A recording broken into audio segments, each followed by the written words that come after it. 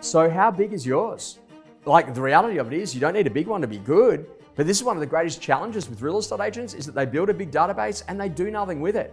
Now, what I want you to really think about is that every single time that you add someone to your database, that's a great relationship that you need to nurture. Not only for its ability to generate referrals for you, but ultimately for that customer to do multiple transactions with you over a long period of time.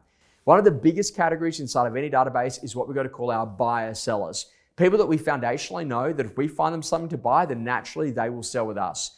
You need to have that list in front of you, and you need to be in a position that you review it every single business day.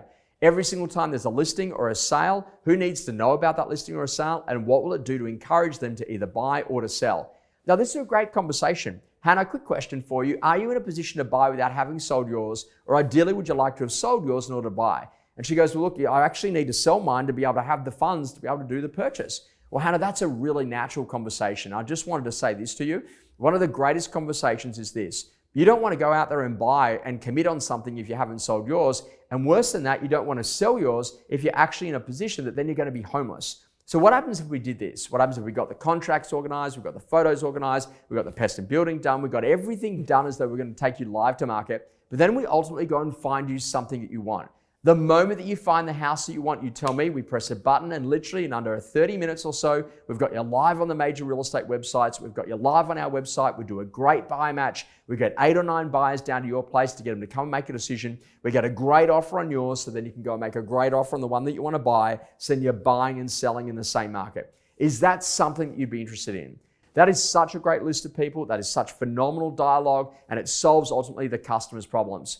Once we've worked with buyer sellers, the next major area sitting inside of your database is every single one of those people that you've done a market appraisal for.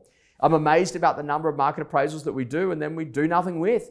Hang on a second. You should never be in a position to go, oh, I can't remember them. You should be in a position that you're calling them every single time that you actually see a listing or a sale. Let's take you back to the early days when I was working inside of my dad's office. And as a young child, I remember Dad said, look after yourself. And I did. So I walked up to the map in the office and I literally took out all 600 pins, not realizing that those pins represented his previous market appraisals, his past clients, where the landlords lived, or also in addition to that, the investment properties that he managed. And this is about thinking differently about your data.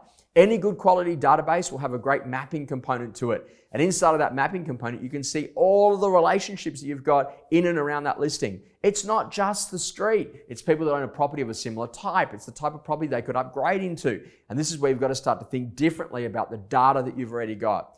The third big list, and this is a great one, is every single past client. Your past clients are not in a witness protection program. You've got to start to think differently about what you do to build relationship. Great relationships are built by relevance. Relevancy then determines the frequency of the communication, and then you just need to be consistent around what it is that you do.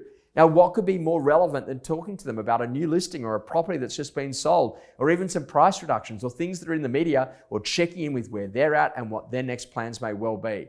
Your skill as a great real estate agent is to realize you could have 8 or 9 key referrers inside of that database that might generate you 90% of the rest of the leads for the rest of your career.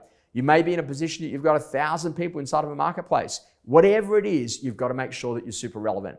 And this is one of the greatest challenges in what great real estate agents have to do is you've got to get out of the electronic world. You've got to get into the real world of real relationships, because out there in the marketplace, that's where all the money is made.